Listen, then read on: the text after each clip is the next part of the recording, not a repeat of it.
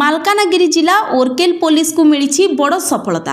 अभिनव उपाय कंटेनर रे secrete chamber माध्यम गंजेई चोराचालाण बेले 770 किलो गंजेई जबत करिछि ओरकेल पुलिस रो प्रेस नोट तथ्य अनुसार सोमवार अपराह्न समय चित्रकोंडा एसडीपीओ प्रदोष प्रधान तमसा मुख्य केनाल दे सोरलकोंडा ब्यारेज आड़कू एक गंजेई गाड़ी आसुथिबा विशेष सूत्ररू खबर पाइथिले। एहापरे तांको निर्देश क्रमे थानाधिकारी धीरेन पट्टनायक नेतृत्व में एएसआई मिलन बरिया एवं टीम सोरलकोंडा ब्यारेज निकट में गाड़ी जांच करने आरंभ करथिले। गाड़ी जांच समय एक बड़ ट्रक कंटेनर टी कामवाड़ा पटू आसुथिबा देखि अटकाइथिले। कंटेनर रे कौन सामग्री थिबा पुलिस पचारिबारु किछि जरी बस्ता रही ड्राइवर जनक उत्तर देथिले। कंटेनर भीतर को जाई जांच करने समय पुलिस को गंजेईर अल्प बास्ना बाजिथिला। संगे संगे गाड़ीटी को पुलिस तन तन करी जांच करने परे ट्रक कंटेनर दूरता एवं ड्राइवर पछकु थिबा सिक्रेट चैम्बर संबंध में जानिबाकू पाइथिला। जांच परे 17टी बस्तारे 770 किलो गंजेई थिबा देखिबाकू पाइथिले। एहापरे चित्रकोंडा अतिरिक्त तहसीलदार प्रसाद भत्रांको उपस्थिति रे समस्त गंजेई ओजन करने सह चालाणकारी मानकू गिरफ करी थाना को निया जायतिला। गाड़ी रे ड्राइवर समेत जड़े हेल्पर एवं गाड़ी मालिक मध्य उपस्थित थिबा जणा पड़िछि। गिरफ 3 चालाणकारी उत्तर प्रदेश राज्यर होइथिबा बेले सेमानको मध्यरे चित्रकूट जिलार गंडा ग्रामर राज बहादुर, जेमेस चौहान, अन्य जड़े ऋतिक गुप्ता बंदा जिलार पालरा ग्रामर बोली पुलिस एक सांबादिक सम्मेलन माध्यम सूचना देछि। तेबे जबत गंजेईर अनुमानिक मूल्य 80 लाख रु ऊर्ध्व बोली चित्रकोंडा एसडीपीओ श्री प्रधान कहिसंती। एतिसह चालाणकारी माने ए गंजेई को कामबेड़ा अंचलरू निज अंचल उत्तर प्रदेश को मोटा अंकार टंका लोभ चालाण करुथिबा तदंतकारी अधिकारी अजित सिंह बरिहा कहिसंती।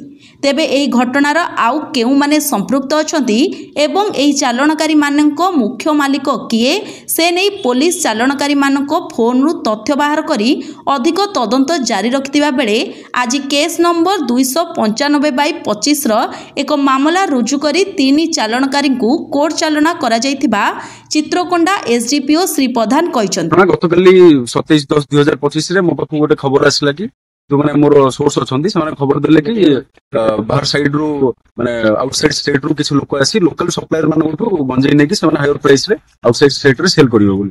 तो मोर किछ स्टाफ एवं आईआईसी ओरकेल पीएस को नेतृत्व रे तांकर गोटे टीम गठन करा गला। तो से माने समस्त सोरलकोंडा बैरेज रू कालीमेला रोड रे से माने निजर पोजीशन नेले निजो को कंसील कर रखिले। तो तापरे किसी गाड़ी गला परे जो कंटेनर आपण देखिथिले से कंटेनर टी गला तापरे तांको हमें से कंटेनर को रिटर्न करलु। से गाड़ी रे ड्राइवर सीट रे ड्राइवर थिले आउ 2 जण थिले सेठी तांको पचरा उठरा परिवार से माने कहले कि से माने उत्तर प्रदेश रु बिलोंग करछन्ती से माने उत्तर प्रदेश रु आस्थिले खाली गाड़ी नै कि आ से माने लोकल जे सप्लायर अछन्ती तांको सहित से माने कथा हिथिले आगुरु आउ गंजेई नै कि जाई थांते। तो तापरे तांको पचरिबारु से माने कन्फेस करले कि से कंटेनर रे गंजेई अछि बोली। तापरे हमें जो हमर एनडीपीएस एक्ट रो सब प्रोविजन हिसाब रे सर्च एंड सीजर करलु in the presence of executive magistrate and local witnesses। तो तापरे सेटु हमें 17 पैकेट बस्ता जोटा थिला तार वेट अब सेटा 770 किलो हबो गंजेई जार मूल्य वर्तमान मार्केट प्राइस 80 लाख रु ऊर्ध्व होई पारे। तो सेटा को हमें सीज करलु एवं ओरकेल थाना रे 295/2025 अंडर सेक्शन 20B+2 /C -25 और 29 एनडीपीएस एक्ट रो प्रोविजन हिसाब रे हमें केस करूछु एवं जे आईओ अछंती वर्तमान से इन्वेस्टिगेशन कंटिन्यू करूछंती। आ हम आशा करूछु कि जो माने सप्लायर और रिसीवर जो माने अछंती ए केस रे जते जल्दी ही परिबा हम तांको धरि। मालकानगिरी रु राजेश बेपारी को रिपोर्ट पीपीएल ओडिया।